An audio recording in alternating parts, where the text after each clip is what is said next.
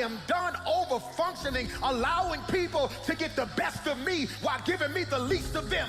Your emergency is not my urgency. We have to stop living in this place where people walk around assuming that their spot in your life is forever. You cannot act any way, treat me any kind of way, don't come through for me, don't help me become who God called me to be, and assume because God is in me, you get to stay next to me. This will be the season of your life where the weight gets lifted. You so busy trying to keep them because you don't want to deal with the pain of losing them and don't realize God's trying to heal the part of you that having them is numbing. Problem is you are over functioning or being more to people that God never assigned to you.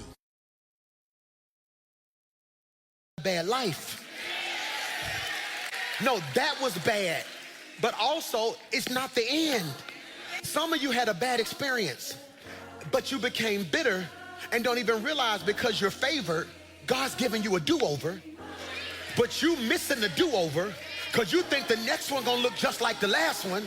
And God is like, you don't realize because you survived the last one, I'm gonna make the next one 10 times the last one.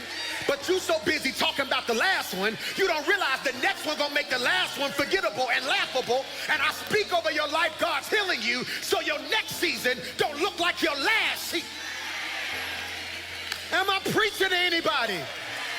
To reach a goal is succeeding at something God never assigned. Some of you are chasing these goals and don't realize that goal is actually a prison. It causes you to be something God never designed you to be. And if I am being something that God never called me to be, that means I'm playing a part, which means I'm wearing a mask. And then you're gonna get to that mansion with 15 bedrooms. You're gonna get to that car with all them rims. You're gonna get to that bank account full and still miserable. You see people who have made it to a certain level of life saying, I got this big old house, ain't nobody in it. I got all this money and nobody to spend it with. And God is saying, I never called you to seek goals. Preach, Michael. The problem we have is that we are living Matthew 6:33 in reverse. Seek ye first the kingdom of God and his righteousness, then all these things, what we're doing is seek these things, and then I add righteousness to it.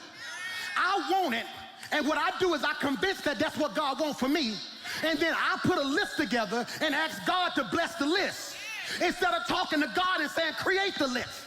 Alone in this room. Why should I have to walk in here smiling like I'm grateful? You don't know the work I put in, you don't know the sacrifice I put in, and you don't know who my God is.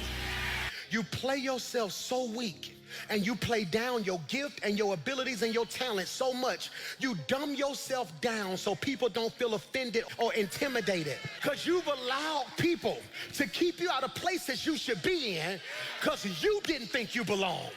Well, I don't really come from a family like that. Well, I ain't really got the money to know. Who asked you that?